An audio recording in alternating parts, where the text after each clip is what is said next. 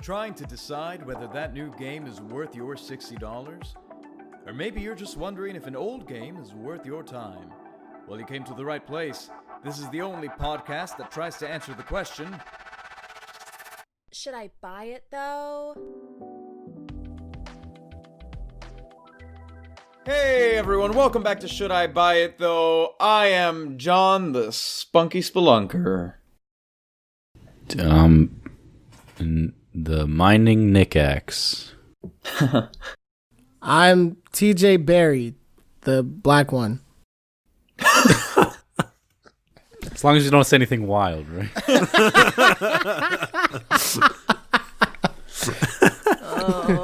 That's not wild. What are you implying, Nick? Look at me, chocolate and sexy, Smile. bro. What is that? I wholeheartedly agree. Hi, I'm Amanda Facasta. I didn't play this game. What? It's true. I'm Nick, and I spelunked her real good. Oh no! Oh no! Are we kidding? Okay, can we just start again? Oh, Because it's just been a train wreck. There's no way we're keeping this right. Right? Oh, we're starting over. We're starting over. And in case you haven't realized by now, which honestly I wouldn't blame you, we are talking about Spelunky 2. The delicious indie game. It's the sequel to the kind of, hit success, like at least in the indie space, I think so. The original game Spelunky from many years ago. I guess for context, I never got to play the original Spelunky, but like I said in my 24-hour impressions, I always wanted to. I don't know why, but that game always existed on my radar, and I always wanted to play it, and I never did. So I was really excited to play it. I played it on PS4 because for some reason, it came out on PS4 first. I was looking forward to getting it on PC so I could play with Amanda and my brother and other friends online, but I didn't get to do that. Bro, I wish I knew you had it on Fine. PS4. There's multiplayer in there. I know, I honestly, for half a second, I was like, maybe this is the game that makes me get PlayStation Plus. Really? This game? Yeah, and it's sad because a month of PlayStation Plus costs as much as the game. Oh, God. Anywho. Word. TJ. I've never heard of Spelunky until this was recommended. I probably would not have even been on my radar if it wasn't for this show. So, yeah. All right. Well, and for those of you who may not know what the hell Spelunky is, which I don't blame you, they did not market this sequel at all.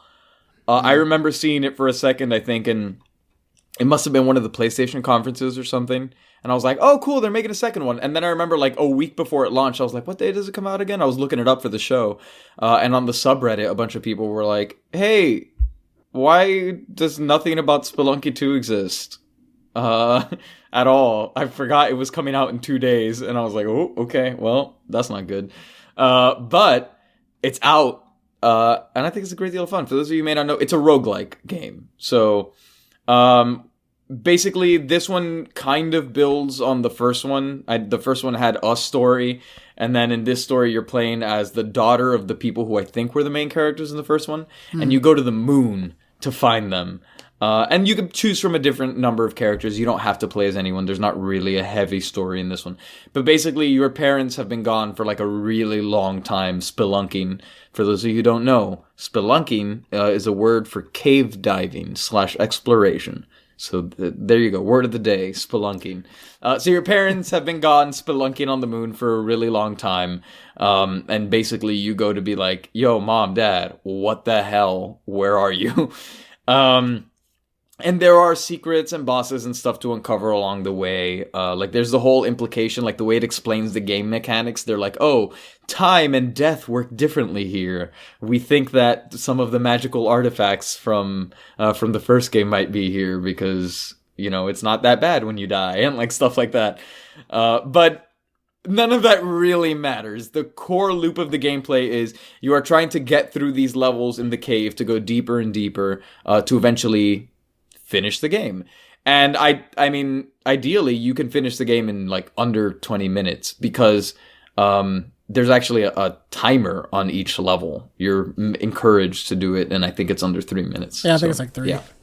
May I interject real quick? You may. Please with do. my own word of the day for the viewers. Oh, no. For those of you that don't know, a roguelike or rogue-like is a subgenre of role-playing video games characterized by a dungeon crawl through procedurally generated levels, turn-based gameplay, tile-based graphics, and permanent death of the playable character. Correct. Yeah, so for anyone who doesn't know, the gist of it is when you die, you have to start all the way over from the beginning. But the other element of this that kind of makes it a little more interesting, or in general for roguelikes, is that usually the levels are procedurally generated, so you're never playing the same level twice. You know, there are similar elements that will always make up level 1-1, but the arrangement and even, you know, to a degree, certain like traps and stuff that you'll find are completely random. So it would take you quite a few playthroughs until you've seen everything there is to see. Yeah, the point is you start in at the top of the cave, and then you're venturing down deeper in. And if you die, you go back to the top of the cave, and everything changes, and your weapons and items you've collected disappear. But you gain knowledge of things. Yeah. I happen to not know what a roguelike was, so I asked John, I'm like on stream, I was like, wait, so you permanently die wherever, like no matter where you are? And he's like, yeah, that's what a roguelike is. And I'm like, yes, but of course, roguelike. You commented that, and I so didn't know if you were being sarcastic or not. I think I said it. I was like, I genuinely don't know with you, Palazzo. Just because I don't know why I assumed that roguelikes were the kind of thing that was somewhere in your field of interest. I mean, I know the word, but that type of game, now that I know what it is. Being a fan of things like Dark Souls, I kind of thought it might be somewhat up your alley. Maybe, but nah, not enough to buy the game. Clearly. Okay. But yeah, do you guys have any opening questions, or TJ, do you have any like big thing that you want to hit right off the bat? Nothing really big. I was just surprised how much fun I had playing the game. Like looking at it, like it looks like a typical like platformer. You got to go around, you jump, you do things. You have bombs, you can explode stuff. There are traps and items you can get to help you along your way, and like shopkeepers. But when I was first looking at it, I was just like, all right, this game is gonna be like whatever. It's like just something for the show, something to knock out, you know. But I was actually pleasantly surprised. It's actually a really fun game to play, and even though I am shite at the game, it actually doesn't. It doesn't feel so bad like dying because everything does change. So you're not looking at the same levels over and over again. And even like as you progress and you get through more of the levels, like it changes. Because at first you're like in a cave, and then like it'll go to like an ice level or like a forest level or something. And even then like it's not the same. So like if I took one path and ended up on the ice level, the next time I ended up in the forest, and I was like, oh, okay, this is kind of cool. Like it always changes, so there's always something new to play for it, and like it was pleasantly surprised. I really enjoyed it. I'm glad I bought it. And I think the nicest thing about the death mechanic here, you know, the fact that you like straight up you're gonna be dying over and over. Like you can die in like 5 seconds. Definitely. It's easily doable. But like kind of like we mentioned earlier, if you don't, I believe it's about 3 minutes. If you spend over 3 minutes in a level, this like ghost will start chasing you, and the ghost is basically invincible. So it's meant to like pressure you into moving. So really, in my experience, I was almost always spending significantly under 2 minutes in a level. I would die a lot, but when I did finally finish the level, every time I went through, it was like 1 minute, minute and a half, something like that. So it was never, you know, it doesn't feel like super taxing. And that short gameplay style and the relatively short amount of missions that there actually are is something that, for me, I don't know how you enjoyed the game, TJ, as far as like how you consumed it, but I spent a lot of my time when I wasn't doing it on stream. For me, this is the kind of game that I would have loved to have had in college and played it the way that I played Sea of Thieves, where like I have like an hour in between classes and I'm hanging out in my apartment, and so like I launch up Spelunky and I play for like 15 minutes. Definitely. And then I'm just done with it. It's like one of those games where, like, if I had it on Switch, it'd be great. Yes. So I could just head out, I can play it, like, while I'm killing some time, and then go do what I got to do. Yeah. I don't think there are any plans to bring it to Switch at the moment, or at least not announced, but I certainly hope there will be, because it's an ideal game for that platform. Exactly. I'm super surprised, like, it would come to PS4 instead of, like, Switch, just, and from the nature of the game, and, like, even with the graphics itself. If I had to guess, I would say it's probably something to do with the fact that it's an indie game and maybe development budget and that sort of thing. Maybe Sony threw them a bone or something like that. But yeah, if you're listening to this, bring Spelunky 2 to the Switch. Why would you not? Like, please, like, what are you doing, bro? Yeah. Untapped market. Yeah, and since we kind of talked about the graphics as well, I guess let's talk about that. Like, the game's super, super cute and cartoony. It's very, like, I guess kind of Paper Mario-ish aesthetics, in terms of, like, character design is the best analogy I could have for someone, I think. It's just that little cartoony, like, looks hand-drawn style. And it's, again, like, that's kind of what I love about it. It's so, so cute, so it draws you in there. And then some of the deaths are so, like, annoyingly gruesome. Like, not gory, but just, like, you're like, oh, wow, that's violent. That is rough, my dude. So that definitely surprised me. The fact and that again, you can kill some enemies and it gives you, like, cooked meat is wild. and the thing is, like, it never teaches you that. So that's part of the fun of the game as well, is just, like, figuring things out by accident. Or, like, forgetting things and then relearning them later on. You're like, I'm so dumb. My life could have been so much easier. Yeah. For those of you who may have known the original Spelunky and are now looking at, like, Spelunky 2 as well, like, there's a number of different changes in this one. It's very similar formula, but from what I remember of the original Spelunky, like, big additions here have been stuff like, there are mounts now, like turkeys, and those pose fun challenges because they kind of, like, run around wildly. And so you have to, like, hope that you don't die while you're, like, taming it for a few seconds. There are also, TJ, I'm curious how you felt about all the items in the game, because there's a number of different items. There's so many of them, dude. Yeah. Like the bow and how, like, you can pick it up from the arrow traps. Yeah. Yeah. I thought it was cool. And then, like, it helps change up the gameplay, because, like, you can play it one way, and then it kind of reminds me of, like, the Binding of Isaac, which I love that game, where it's just, like, you never know really what you're going to get. So it's super exciting to be able to pick up a completely new item you didn't even know was there. And it's just like, oh, okay. And then, like, you check out what it does and, like, oh, man, if I had this, like, last run, I would have made it completely. Like, that kind of stuff. Yeah. Yeah, and just, like, side note, but, like, number one tip I could have for anyone who's listening to this and is interested in playing the game is always carry an item. I don't care what it is. Have an item in your hand. I want to say the first 2 hours of gameplay for me were absolutely brutal because there are traps and stuff like this that, like, you have to figure out how to set off. And I was like, I don't understand. What am I supposed to do? And the thing is, you can pick up so many things in this game, and it just didn't occur to me for, like, a while. And then one day I picked up, like, one of the trap darts, and I used it to set off, like, 3 other traps. And I was like, look, now I have 5 darts. Like, just lying here to kill things with. It's, yeah. That for me was, if I had to, like, say what the greatest joy of the game for me was, it was that. It was just, like, learning, figuring out these new strategies, and because they're usually very, very simple. Yeah. But they're just things that you wouldn't really think of. And then once it clicks, you're like, wow. And I think that for me was the great fun of the game. It feels a lot like playing a Mario Maker, but, like, with items. Yeah. Yeah, absolutely. Like the crazy challenge levels on, like, Mario Maker. I would agree with that. Any other questions? Amanda, you look like you had a couple. I was actually going to bring up, because you had mentioned the gameplay, I wanted to ask, because I saw on stream John messed with, what was it? Because you have the main story mode, adventure mode, right? Oh, the multiplayer? Yeah, the multiplayer. I mean, I guess, I know John messed with it, but TJ, Yeah. Did either of you actually get to... No, what's up? No, there's 2 things there. There's 2, like, alternate game modes. There's a seeded run, there's a seeded run, kind of like how, like, in Minecraft you can make a world with a seed.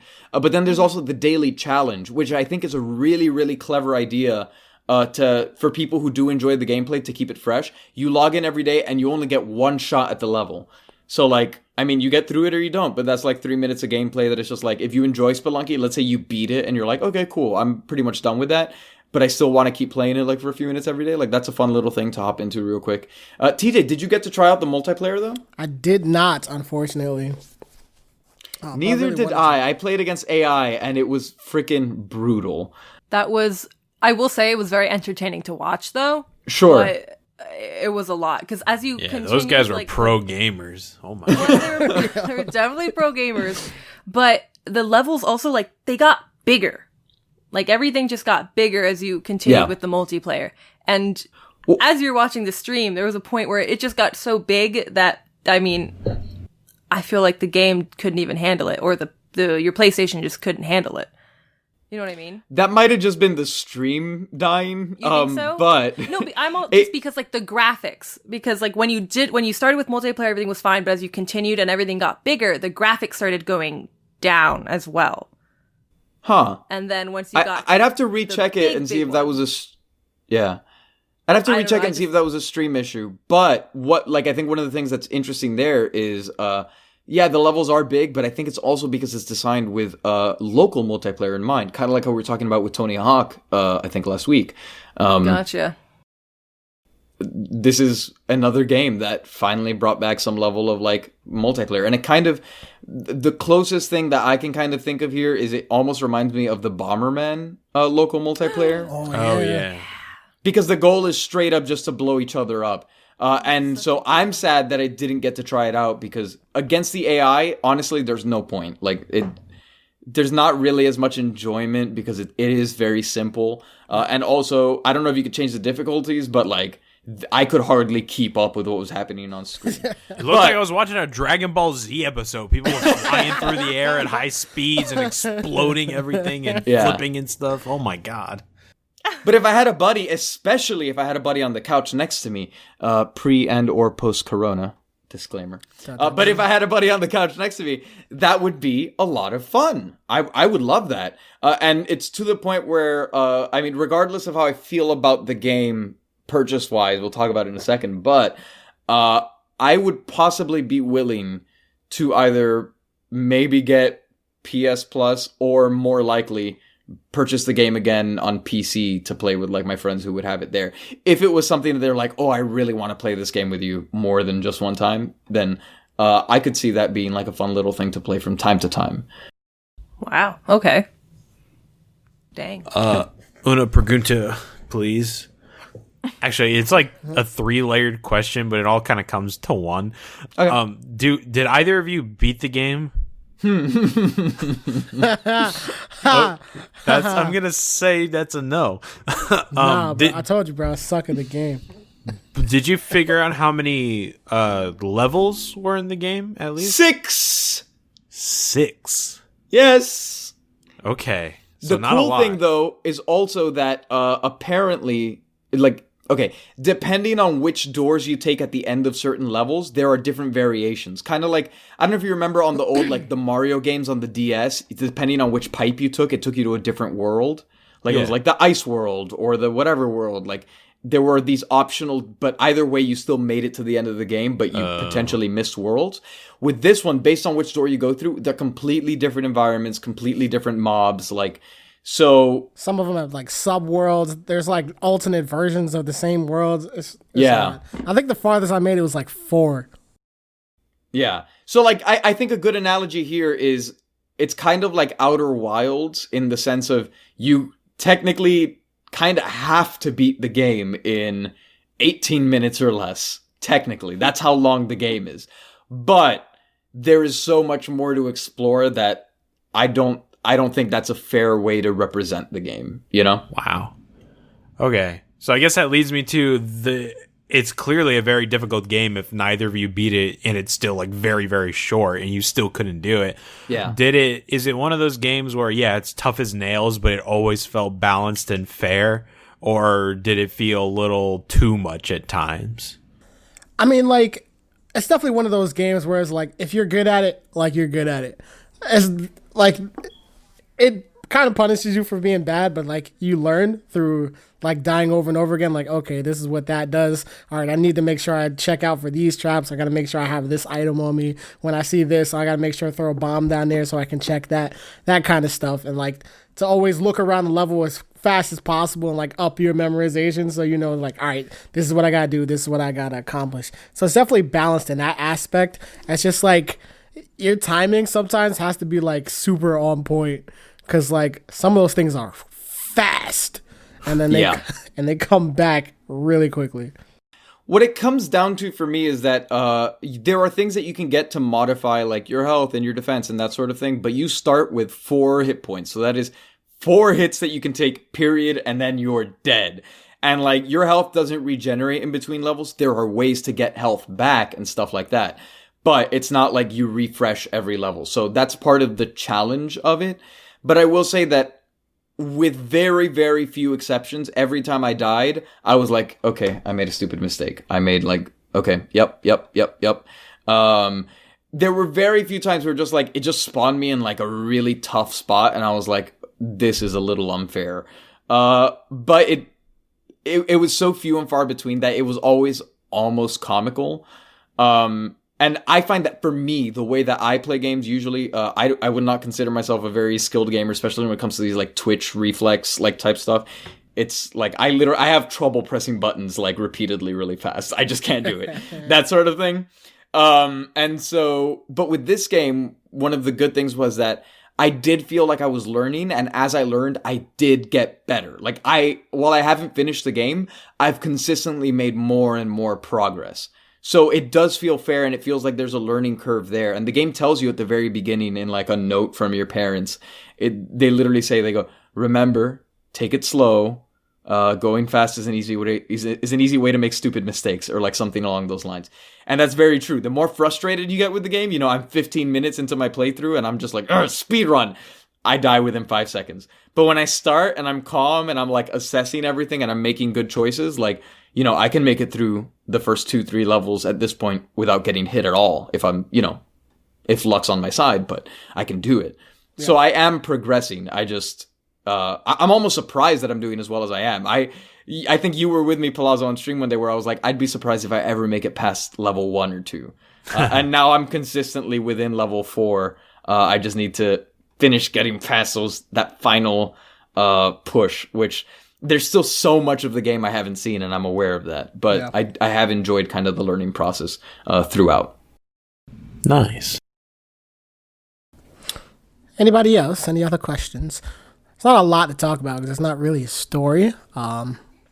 Yeah, right. It's a super simple game that has a lot of option. There's a lot of cool stuff to do. There's a lot of variation. I think that's their strength. They take that roguelike generation mechanic and use it to their advantage in a way that keeps things fresh. But the core gameplay is very, very simple. You know, the things that you learn in that first 2-minute tutorial is really all you have to rely on all the way throughout. Yeah. How does it compare? Well, I don't know if either of you played it. How does it compare to the first game? I didn't get to play it. I didn't get to play it, but from what I've like read and I understand, it just took everything that was great about the first game and just added more to it. Yeah. From what I've heard, generally, fans of the first game have loved the second installment. On that front, if you don't like roguelike games, you don't like this kind of challenge, this game probably won't win you over. But it just might, I think, when you compare it to something like, I don't know, Dead Cells is something that comes to mind, or something like that, like maybe something with a longer mission structure where death feels more frustrating. Because this is so short, I think it is, while it doesn't take it easy on you, I think if you're interested in trying this genre of game, it could be a good in point just to see if you like it. If you don't like those, like, super meatball, Mega Man-esque kind of games, then I don't think this is the game for you. But like, if you're someone willing to either like step out and like check it out, or if you do like those kind of games, like it's definitely in your wheelhouse, and I think you'll have a lot of fun. And for like the price, like that's definitely not bad. I agree.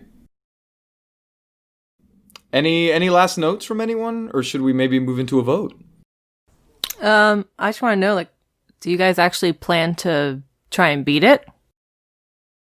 I'm probably gonna like go back to it at some point and like just check it out. Because again, like it's fun to play and it's something like to pick up when you're bored. That's why I wish it was for the Switch. So it's like when I'm just out, I'm like, all right, let me play it. And there's just other games that I like to play more on my PS4. But I'm definitely gonna go back and try to knock that out. Yeah, I agree with. I think the Switch would make it so much better for the kind of gameplay that I enjoy out of it.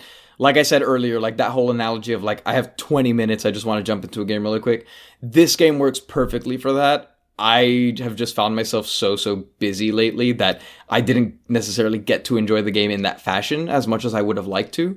But when I did play it in that way, it was really nice. And I hope to continue doing that, actually. I can see myself actually beating the game now that I've spent more time with it. I could see myself getting the skills I need to eventually get there.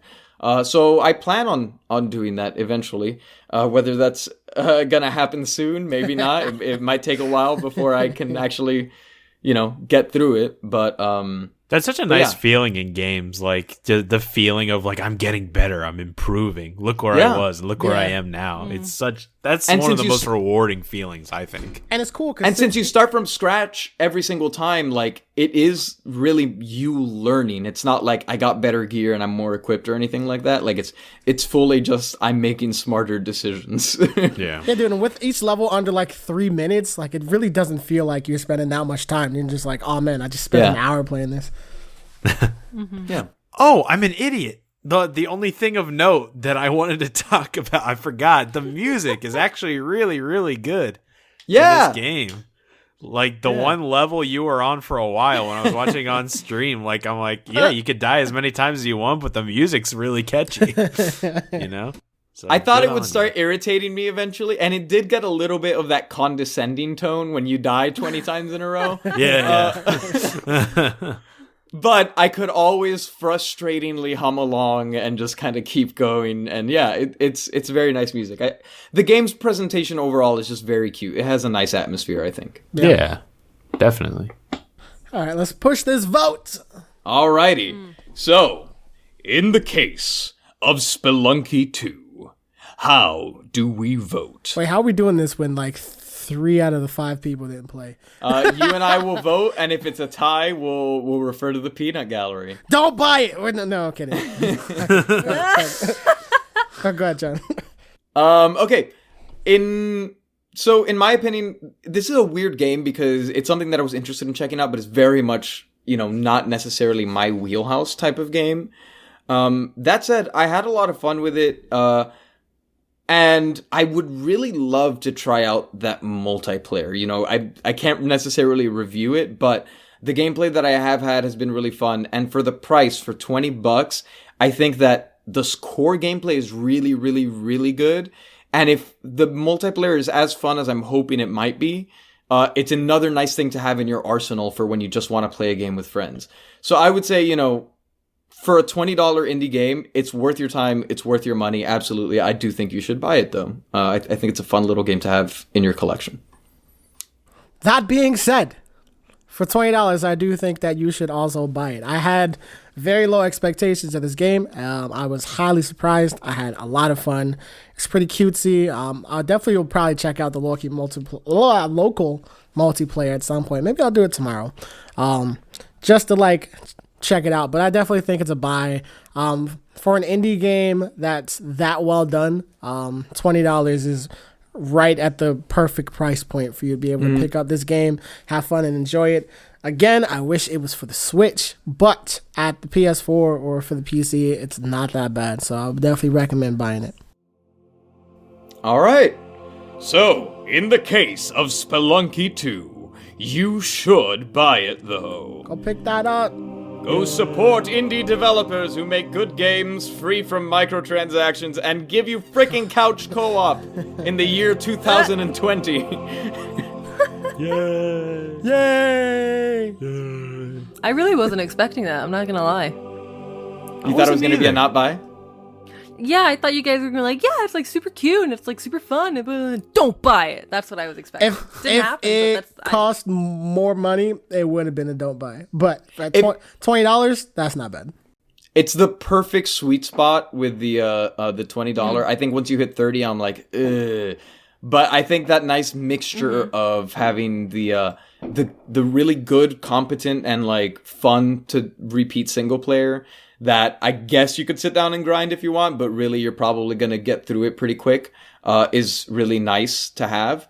And then also, again, a nice addition is like, at least they threw in multiplayer, which I know people were dying for some of that in Spelunky, the original one. So it's nice to see that they're at least trying that. And I have a soft spot in my heart for indie developers, but also I did enjoy the game. So I'm glad that I got to what play else is an indie game and costs $20? Nope, not on this one. I Not- will this is see you not that next review. week, guys. You know, All right. That said, bye, we want to give a bye. special thank you to our patrons. I'm actually playing that Yes. later today, though. Ann Baird and Jerry Benetatos. Thank you all so much for supporting the show. If you're interested in supporting the show, please go ahead and check out our Patreon at patreon.com/shouldIbuy. You can go on there and get access to cool exclusive content like our 24-hour impressions for games, access to our Discord, lots of cool fun stuff like that. And if you have enjoyed this show, you like what we do, you like hearing us goof off with each other and make dumb jokes, consider checking out our other podcast, Dungeons and Drimbus. It's our actual play D&D podcast. We are in the middle of our first campaign, and stuff is getting real. We have a big episode coming out this week, and we are also releasing one-shots all the time, which are fun and creative little kind of different worlds and characters that, who knows, we may be returning to eventually. We stream those over on twitch.tv/Whimsic Productions. We have live shows there where you could see us record it live before you get to hear the final finished product.